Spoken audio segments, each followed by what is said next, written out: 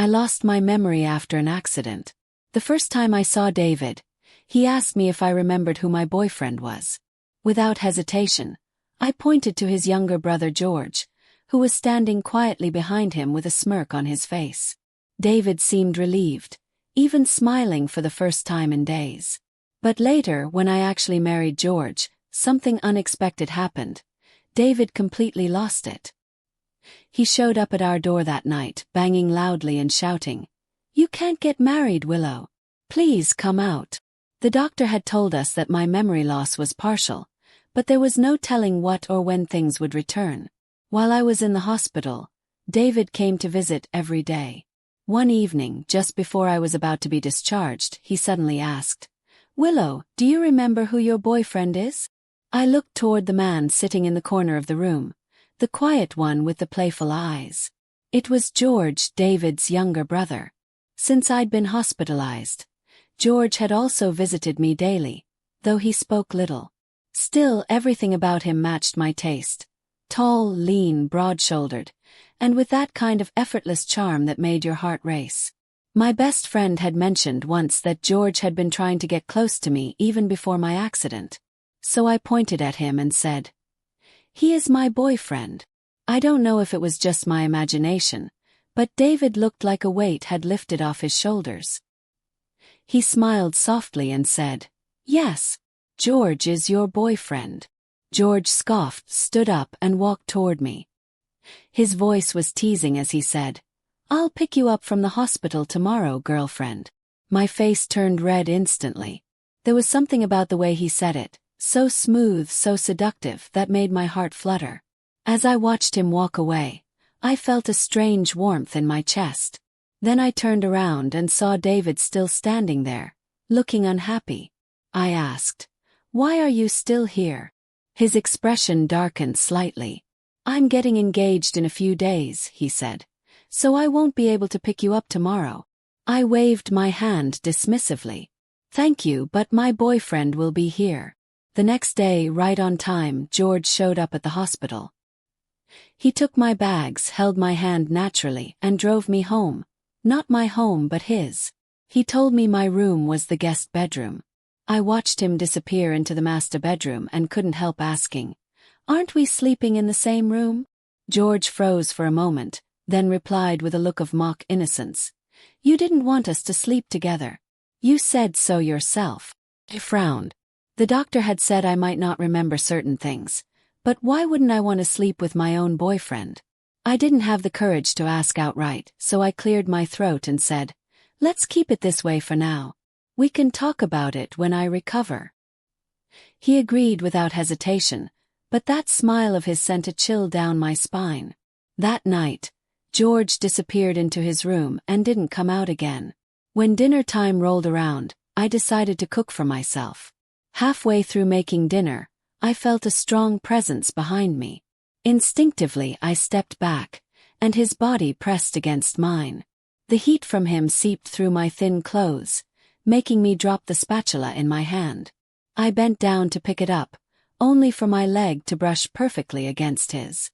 Before I could react, a pair of strong arms lifted me up and moved me aside. I turned around quickly and caught only a glimpse of George's retreating figure. Even though I had forgotten many things, I still had some common sense. Realizing what had just happened, my face and neck turned completely red.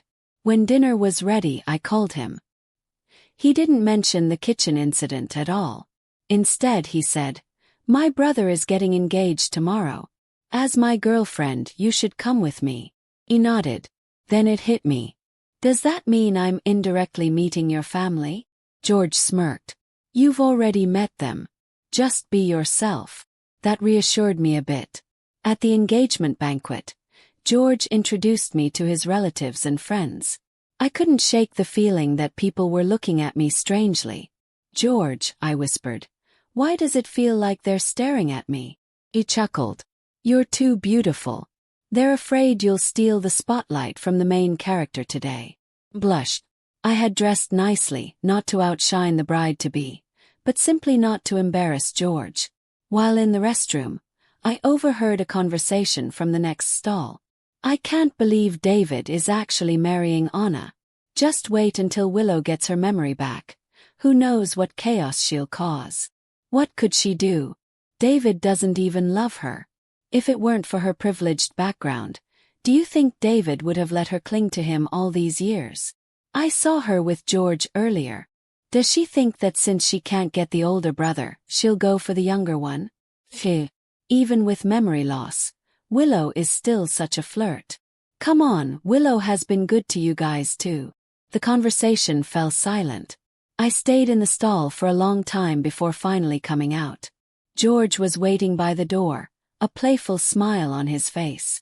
Were you waiting for me to come find you? Blushed. Keep dreaming. He smirked and took my hand. I think about it all the time. I smacked his hand lightly. George, I heard them say that before I lost my memory, I liked your brother. George chuckled again. He didn't have that kind of charm. You've always been mine. His fingers brushed against my palm, sending a tingling sensation through me. I pulled away like I'd been shocked, but he grabbed my hand again. Let's go get something to eat. He nodded.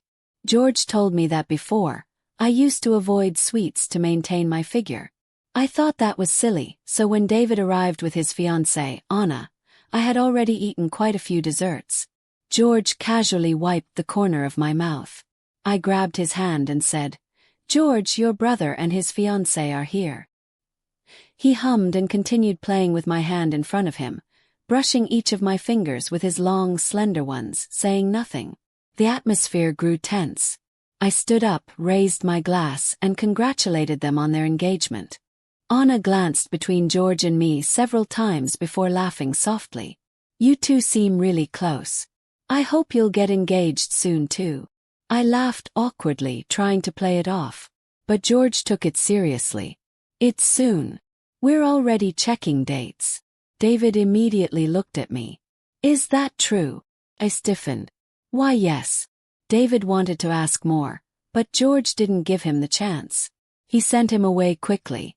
Once we got into the car, George fastened my seatbelt and said, How about we go for a drive? Sure. But I regretted it almost immediately. As soon as George left the city, he started speeding. I clung to my seatbelt, terrified, not daring to make a sound. Yet George seemed oblivious, pressing the gas pedal harder. My entire body tensed. I was on the verge of tears. If I had known, I wouldn't have gotten into the car with him. We stopped at the seaside, and I rushed out nearly crying as I vomited. When I turned around, I saw George sitting on the beach, waving at me with a case of beer he had somehow brought along. I stared in disbelief. Did you bring me on this wild ride just to drink a couple of beers? He took a swig. I just thought you might need a drink today. What a rogue. I was a patient who had just been discharged, still on medication.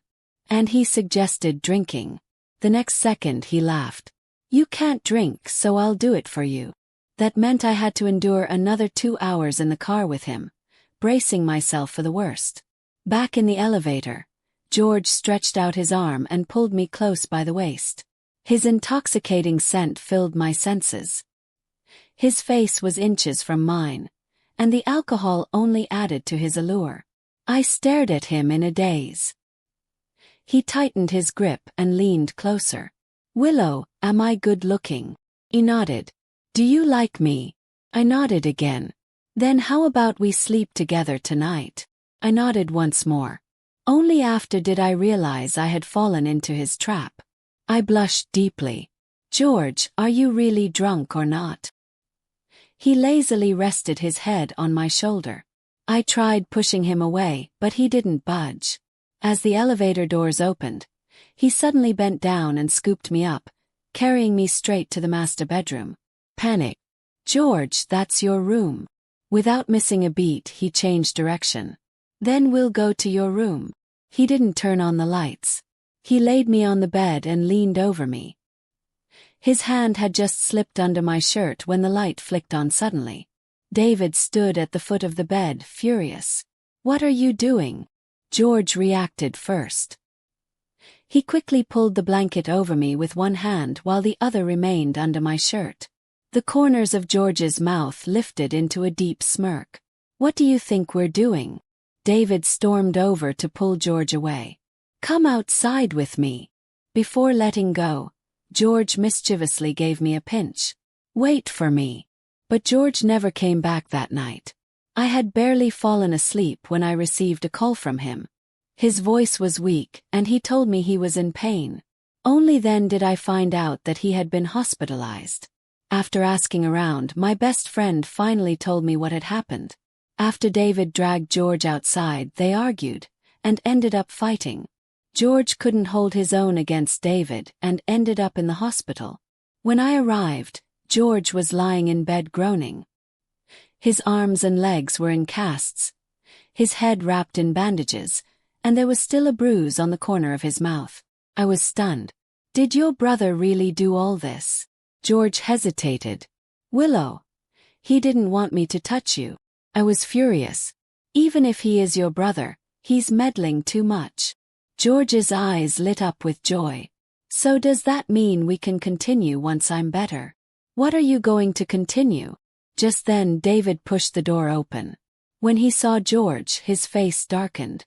"What trouble are you stirring up now?"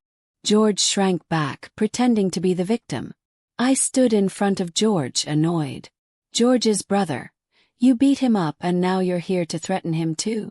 Believe me, I'll call the police." David frowned. "I didn't hit him. But after you took him away last night, he ended up in the hospital. If it wasn't you, then who?" David's face grew darker. "Willow, he was about to do things to you, and you're still defending him? Do you really want something to happen between you two?" I was puzzled. "He's my boyfriend. Isn't it normal for something to happen between us?" "He's not." "Ouch. Willow, it hurts." George suddenly spoke up. I immediately asked, "What's wrong? Where does it hurt?" George pointed to the corner of his mouth. "It's time to apply the medicine." Following his instructions, I carefully applied the ointment to his bruise. Afterward, George still said it hurt.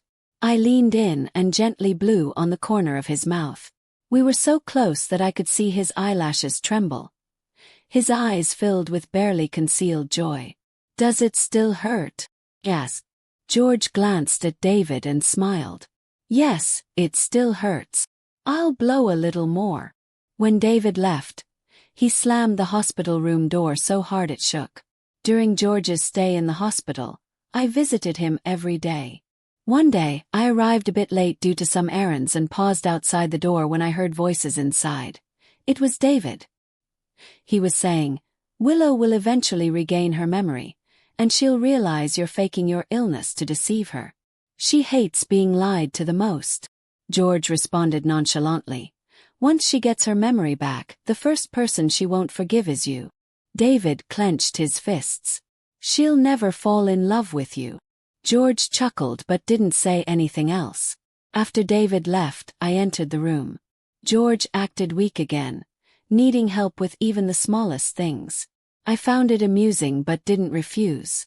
After he was discharged and his cast removed, George kept finding excuses to stay close, either clinging to the wheelchair or pretending to need my support. One night, while half asleep, he got up for water and saw me by the fridge. I gave him a playful look. He slowly put the bottle back and shamelessly pulled me over. "I dreamt last night that a master came and cured me." I let him hold me without reacting. George sighed. "Forget it. I won't pretend anymore. Haven't I made it obvious enough? Don't you know how I feel?" Feigning ignorance, I asked, "What feelings?" George suddenly laughed, his smile sending chills down my spine. When he laid me on the soft bed, his gaze was so gentle it seemed to drip water. "Willow, is this okay?" I wrapped my arms around his neck and asked in return, "If I said it wasn't, would you stop?" "No." And George was true to his word. Even when I cried out in pain, he didn't stop. Afterward, he looked at me like a clueless fool, then said nothing. He just held my limp body and helped clean me up. Half asleep, I felt him kissing me over and over again, whispering, "Willow, I'm really happy." After that night, George became even more attached to me than before. Outside, he never let go of my hand. At home, he practically wanted me hanging around his neck all day. I couldn't help but feel overwhelmed. "George, don't you think you're being too clingy?" I asked one day. He played with my hair, leaned in close, and took a deep breath. "Do you hate me clinging to you?" "No," I admitted. George chuckled, cupped my chin gently, and kissed me. I was startled and pressed my hand against his chest. "George, we just finished an hour ago." He nibbled on my earlobe, mumbling, "It's been an hour since we had any deep communication." I raised an eyebrow. "Isn't that too frequent?" "Frequent? I thought anything less than 24 hours a day was too little." I smacked his chest lightly. "Please stop talking." Chapter 6. Lately, I'd been feeling drained from all his affection. I was sleeping longer and getting weaker by the day. George finally realized things couldn't go on like this, so he started taking me out to hang with his friends. One evening, we arrived at a club.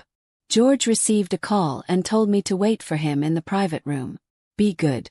I'll be there soon."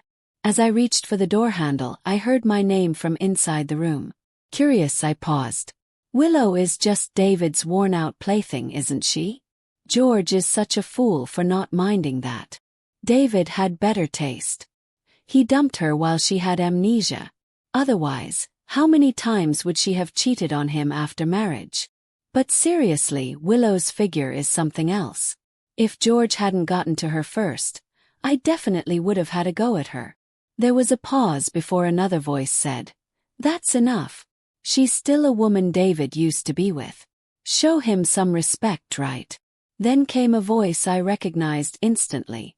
David's. "That depends on when she gets her memory back and comes crawling back to me." My fists clenched. I was about to push the door open when someone beat me to it. A shadow rushed inside, followed by screams and desperate pleas for mercy. Not far away, security guards and staff were already heading toward the room, but I stopped them at the door. "It's just the brothers sparring. Don't disturb them." They didn't question me and left quickly. I waited outside for what felt like forever until the noise finally died down. The door opened, and a furious George stormed out, grabbed my hand, and led me away from the club. Behind us, David followed.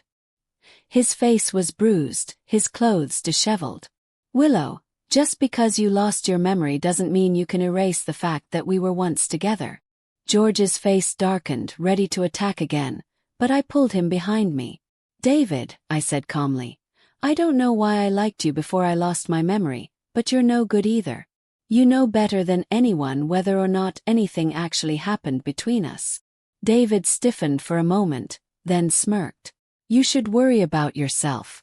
The Liu family won't let you marry in. George's wedding is already set, and the ceremony is next month." I froze, slowly turning toward George. His eyes avoided mine. David sneered. "Looks like George didn't tell you. Then again, who would take a shameless woman like you seriously?" Chapter 7. I don't remember how I made it home. George didn't come after me. By the time my best friend Roma called, I had already been lying in bed for 3 days. When she rushed over and saw the state I was in, she was shocked. "Goodness, what did you do to yourself?" She touched my forehead and quickly pulled her hand back.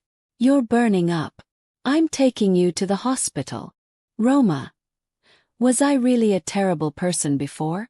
Why is everyone treating me this way?" She cupped my face. "Sweetie, you weren't bad at all. If they don't like you, that's their problem, not yours. Believe me, if someone truly loves you, there's no way they wouldn't notice you're pretending." I frowned. "Is that really true?" "It is. You always knew how to take care of yourself. You can't ruin your health over some jerk." With Roma insisting, I went to the hospital with her. After a checkup, they diagnosed me with pneumonia and said I needed to be admitted. Maybe it was because of the fever, but I spent most of the next few days asleep. In a hazy state, I had many dreams. In those dreams, I was often excluded for being too pretty. During my school years, there were always rumors about me. I never bothered to clear them up, so over time, I gained a reputation as a bad girl who changed boyfriends every month. As I grew older, David pursued me. Thinking he could help block unwanted attention, I agreed to date him. But David wasn't a good person either. He constantly tried to trick me into bed. When I refused and wanted to break up with him, he went so far as to tamper with my brakes, causing the car accident that led to my memory loss. After the accident, he wasted no time slandering me, claiming I had been clinging to him. He even rushed into an engagement arranged by his family. When I finally opened my eyes again, I felt unusually clear-headed. Roma was the only one by my bedside. "My sweetie, you finally woke up. You were talking nonsense while you had that fever. I was worried you'd forget about me too." I gave a small smile. "Even if I forget everyone else, I wouldn't forget you." Roma gaped at me, staring in surprise. "So, you remember everything?" He nodded. Roma wiped away a tear and angrily recounted what had happened in the past few days. She said both David and George had come by. David didn't even make it through the door before she chased him away with curses. George, however, had snuck in while she was out, and she had beaten him out the door. I smiled, my eyes crinkling. "Thank goodness you were here." "But sweetie," she added hesitantly, "I think George looked pretty upset. Is there something you two need to clear up?" I fell silent. Before my memory loss, George had pursued me too. Even after I got together with David, his looks toward me were never innocent. During the time I lost my memory, he didn't seem to be faking anything. But now he was about to get married. What was the point of bringing this up? "Roma, I'm leaving the country." So suddenly. It wasn't really sudden. The plans had been made before I lost my memory, but everything had been delayed. Chapter 8. On the day I left, Roma came to see me off. She hugged me and cried, telling me to take care of myself. I sighed. "I'm just going to study, I'll be back." Before I turned off my phone, I got a message from Roma. "George is chasing after you." I didn't reply. I deleted the message and shut off my phone. Life abroad was a routine of school and home, but it was fulfilling. Occasionally, when I was too exhausted to keep pushing forward, I'd think about the days I spent with George. As much as I hated to admit it, those days were the happiest of my life. If I calculated correctly, the date of his wedding should be near. I picked up my phone, thinking of texting Roma, but after typing and deleting several times, I chose to stay silent. Roma must have sensed it too, because she called me the day before George's wedding. "George is getting married tomorrow, Willow. Are you really not going to try one last time?" I didn't know how to answer. What George and I had become a joke in our circles. If I went to win him back, under what title would I do it? Roma continued. "I saw George at a party with my dad not long ago. He seemed like a completely different person, so much more mature. If it weren't for his face, I wouldn't have recognized him. I just feel like if you two let this go, it'll become your biggest regret." I mumbled something vague and changed the subject. That night, I couldn't sleep and aimlessly scrolled through my phone. For some reason, I opened the ticketing app. But then I remembered the way George had avoided my eyes that day, and it was like a bucket of cold water had been poured over me. I quickly exited the app. I didn't sleep all night and went for an early morning run. When I opened the door, I saw him sitting there. Startled by the noise, he stood up immediately. His eyes were filled with sorrow as he looked at me. It was like lightning had struck me. "What are you doing here?" George's hair was disheveled, his tailored suit wrinkled. He didn't say a word for a long time, just stared at me. The first thing he said was, "I haven't eaten in 2 days." Under my shocked gaze, he walked into my apartment and went straight to the bathroom. It was as if he had always lived here. I stood outside the bathroom door, unsure of what to do. After a long time, George's weak voice called out from inside. "Willow, I'm really hungry." I stayed quiet for a moment, then sighed. I couldn't just let him starve, so I went to the kitchen and cooked him some noodles. By the time he came out, the food was ready. He was wearing my bathrobe. his damp hair falling lazily over his forehead, adding a touch of casual charm. His muscles were perfectly toned, exposed to the air in a way that invited dangerous thoughts. He didn't say anything, just picked up the bowl and ate. In a few quick bites, he had finished the large serving. I quietly went to collect the dishes, but he grabbed my hand. "Willow, I've really missed you." His eyes, usually filled with mischief, were now full of sorrow, and I felt that if I looked too long, I'd be drawn in. I looked away coldly, pulling my hand free. "If you're full, then leave." He awkwardly moved around the coffee table, trying to block my path. "Willow, I know I was wrong. Please just listen to my explanation." "Okay." Chapter 9. I struggled a little, but George's grip on my wrist tightened. Holding back my temper, I said, "All right, explain." George raised his handsome face, a hint of grievance in his eyes.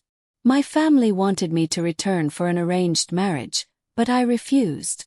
That day, I didn't expect David to be there. It was him who told my father where I was. Remember when I went to take a phone call? That was my father giving me an ultimatum, using you to threaten me.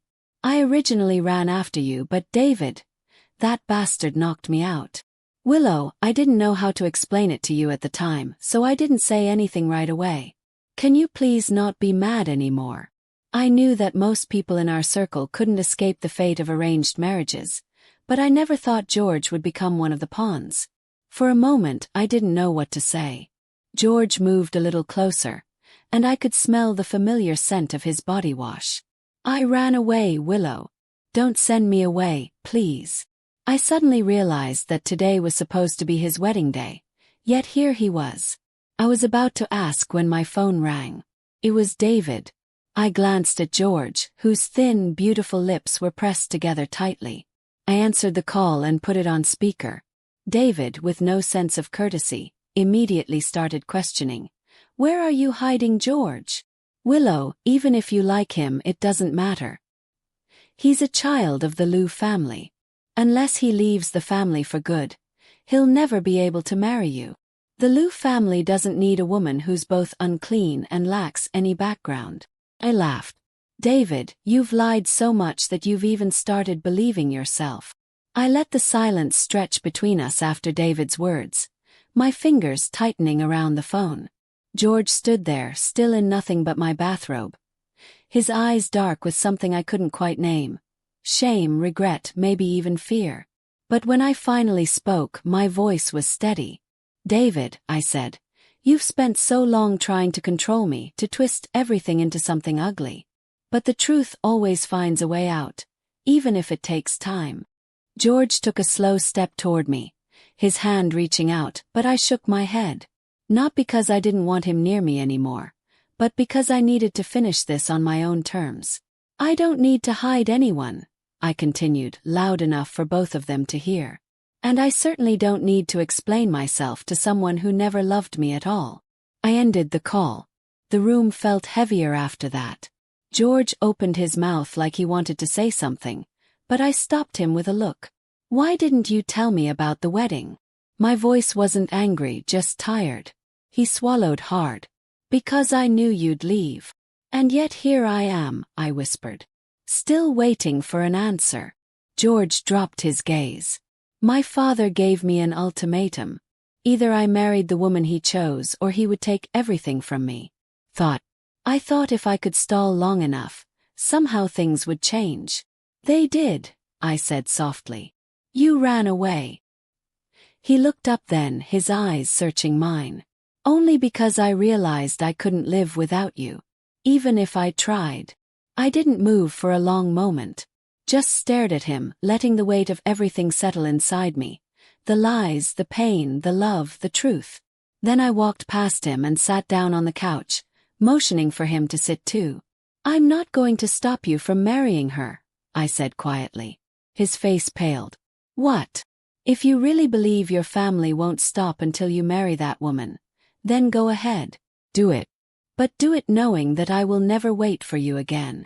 George opened his mouth to argue, but I cut him off. "You have two choices. 1. Walk away now, get married, become the perfect heir, and never see me again. To fight for us. Not just today, not just tonight, but every day. Because if you come back to me and you give up again, I won't be here next time." He stared at me, stunned. I leaned forward, resting my elbows on my knees. "So choose, George. Once and for all. Me or them." He didn't speak right away. He just watched me, his chest rising and falling with heavy breaths. Then, slowly, he stood up. He walked over to his suitcase by the door, the one I hadn't noticed earlier, and pulled out his phone. I stayed silent as he dialed a number and waited. Then, without looking at me, he said, "I'm not coming home. Cancel the wedding." "No, I'm not joking. Burn the invitations.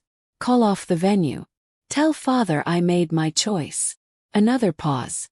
Then a quiet, firm, "No. I won't be coming back." He hung up. For the first time since he showed up on my doorstep, he turned to me with something close to peace in his eyes. "I choose you." I didn't smile. Didn't move. Just let the words sink in. Finally, I stood up and walked over to him. I reached for his hand and laced my fingers through his. "Then prove it," I said. "Not with words. Not with drama. But with your life. Every single day." He nodded once. And for the first time in a long time I believed him.